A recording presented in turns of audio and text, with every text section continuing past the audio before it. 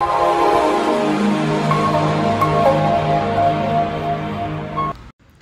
Hello నమస్తే, నేను మీ Sashi. Welcome back to my channel cook easy with Sashi. ఎలా ఉన్నారు అందరూ? నేను ఈ మధ్య చాలా రోజులైంది వాయిస్ ఓవర్ ఇవ్వక, కొంచెం హెల్త్ బాగాలేక వాయిస్ ఓవర్ ఇవ్వలేదు. మొన్న రీసెంట్గా వినాయక చవితి అయింది కదా, ఆ వినాయక చవితి రోజు అపార్ట్మెంట్లో కింద పూజ చేసాము మేమే. ఫస్ట్ డే రోజు మార్నింగ్ ఆ పూజ అంతా కూడా వీడియో తీసాము. ఆ వీడియో మీ అందరితో షేర్ చేసుకోవాలి అని ఇప్పుడు అప్లోడ్ చేస్తున్నాను. ఇంకెందుకు లేటు, మనం వీడియో చూసేద్దాము.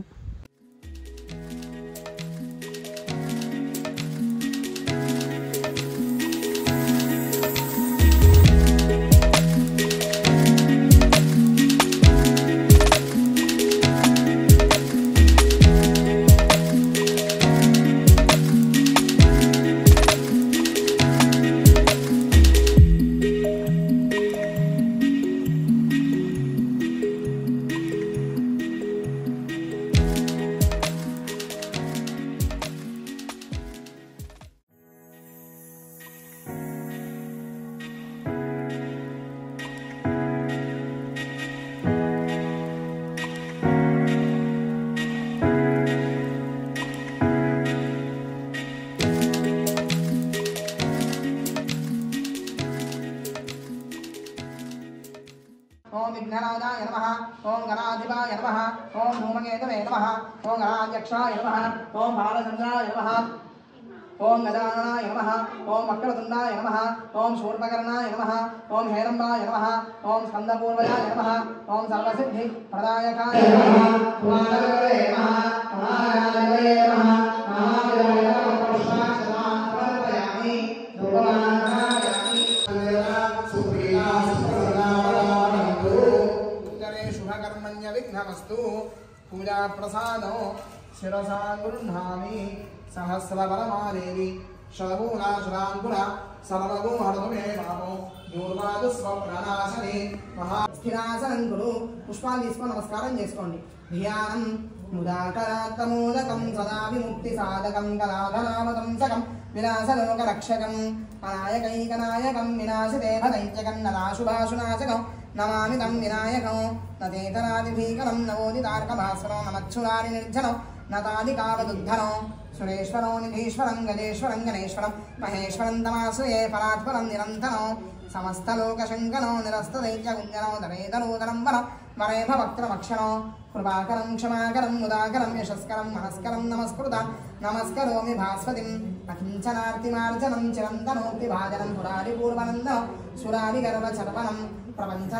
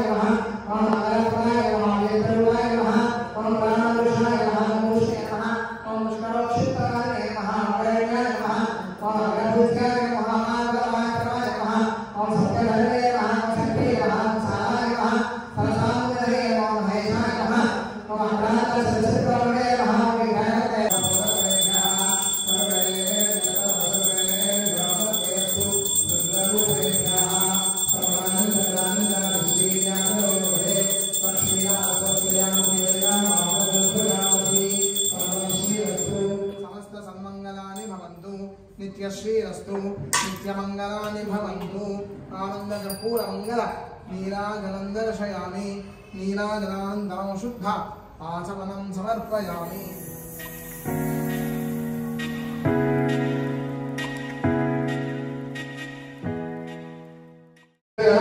ఈ గర్భమున శివుని తన కృపను కోరుకున్నాడు మహారాజుగా సరే అన్నాడు గజాసురుడు అందున మంది తన కొమ్మలతో గజాసురుడు ప్రొటెక్షన్ శివుని పరిగణించింది అందున గజాసురుడు శివ నీవు నా శిరస్సును కన్నెలు చేకూర్చి నా శర్మను ధరించాలని కోరుకుంటున్నాను అన్నాడు అప్పుడు శివుడు సరే అన్నాడు వెంబడ బ్రహ్మ విష్ణు మహేశ్వరుడు మరియు ఇంద్రాదులు దేవలోకానికి ప్రయాణం సాగించారు వినాయకుడి జన్మం పరమేశ్వరుడు వస్తున్నారన్న వార్త కైలాసంలో ఉన్న పార్వతీదేవి తెలిసి అభ్యంగ స్నానం చేసి తనకి స్వాగతం పలకాలని చెప్పి అభ్యంగ స్నానాన్ని తయారైంది తన వంటికి నలుగు పెట్టుకున్న పిండితో ఒక బొమ్మను తయారు చేసి ప్రాణ ప్రతిష్ఠాపన చేసి మందిరమంతా ద్వారమంతా గాబా ఉంచి ఎవరిని లోని రాజులంతా చెప్పి స్నానాన్ని వెళ్తుంది గజాసురుడి నుంచి ముముక్తి పొంది కైలాసానికి వచ్చిన శివుడు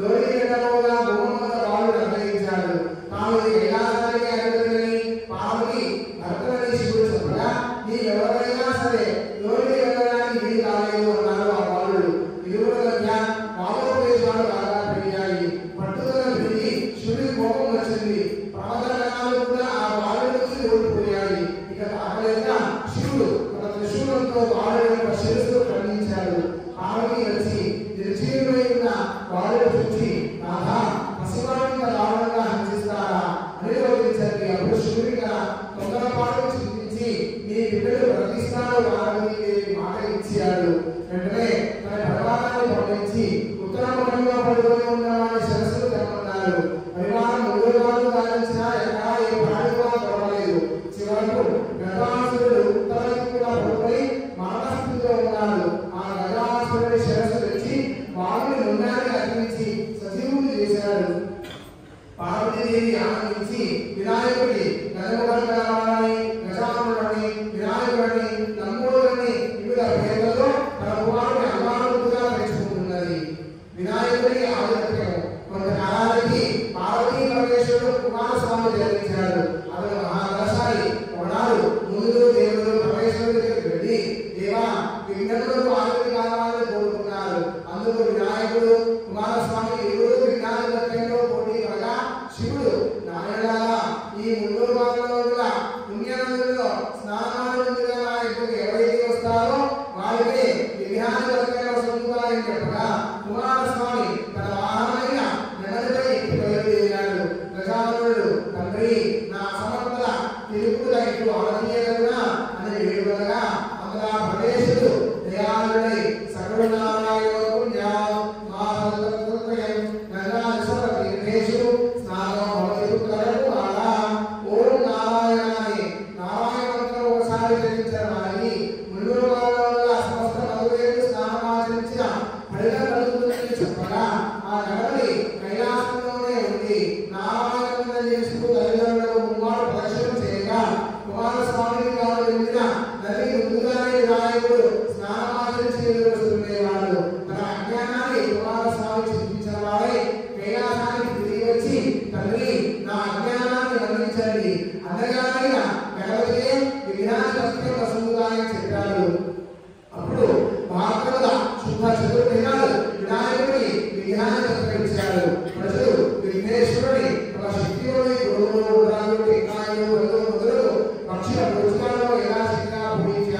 విఘ్నేశ్వరుడికి సంతుష్టుడై తాను గురించి మిగిలినది తన వాహనం మూషికముకి ఇచ్చి మిగిలిన చేపట్టుకొని ఉక్కాయాసంతో కైలాసానికి వచ్చి మాతాపితరులకు బాలానందం చేసి సంహరించుకోగా ఉదయం సహాయించలేగా అవస్థాపడుతున్నా శివుడు తన శిరస్సున చంద్రుని చూసి ప్రకాశమయ్యాడు.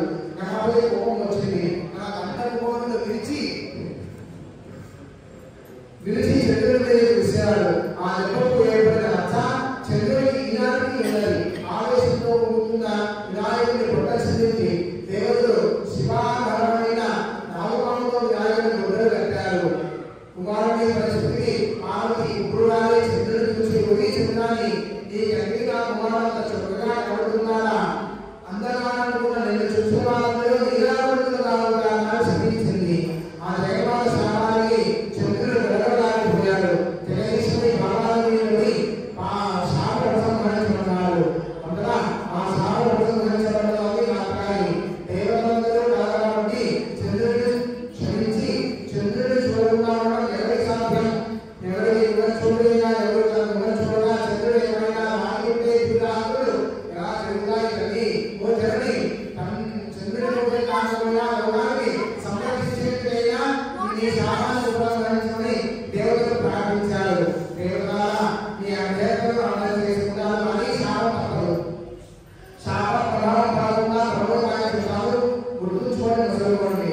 రాకుండా శుద్ధ చదువుతున్నారు వినాయకుడిని పూజించి పూజాంతో సరస్వతి చదువుకోవడానికి పెట్టి నీరాలను ఆలోచించింది. ఈ విషయాన్ని విస్మరించినా అలక్ష్యం చేసినా ఎట్టివారైనా నీరాలను తప్పవు. ఈ విషయాన్ని గమనించకపోవడం వల్లే శ్రీకృష్ణుడు విశ్వకుడు అపనిందులు పాలయ్యారు. ఉగాద సమయంలో సప్తఋషులు యజ్ఞాన్ని మొదలెట్టారు. యజ్ఞముందు సప్తఋషులు తమ భార్యతో ప్రదక్షిణ చేస్తున్నారు. అలా ప్రదక్షిణ చేస్తున్న విశ్వకులను చూసి అగ్నిదేవుడు వారి పట్టలోకి వెళ్ళాడు. ఇది అగ్నిదేవుడి భార్య మహాదేవిని గమనించి భర్త వ్యామోహాన్ని తీర్చేయాలి తప్ప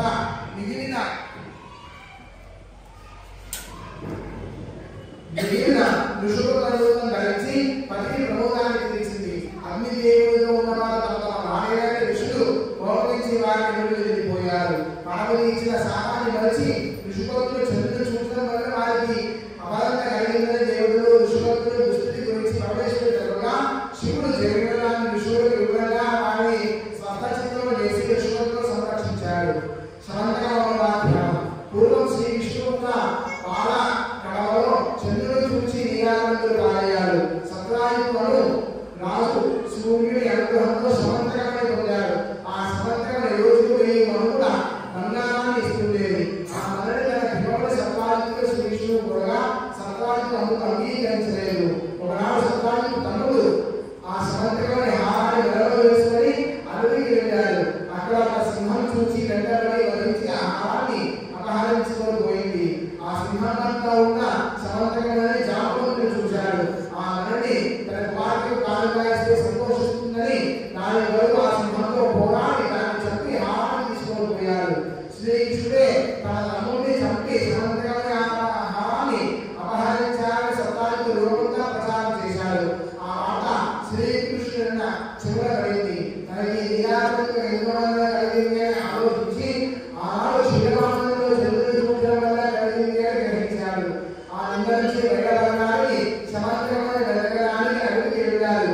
అడవిలో సింహం కాకుండా అడవిదారులు రుచి